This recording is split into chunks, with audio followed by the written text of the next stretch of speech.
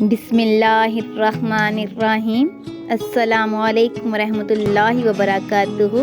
آئیے پہلے دعا کر لیتے ہیں۔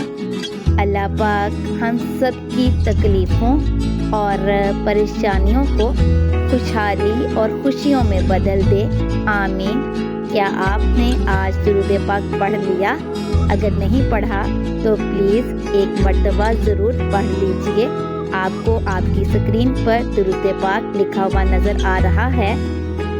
کسی بھی شخص کا دوسرا چہرہ تلاش کرنے کی کوشش نہ کرو۔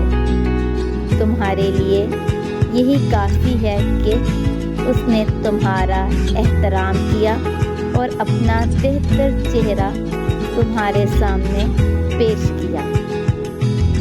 یہ آج کی ایک اہم تحریر ہے۔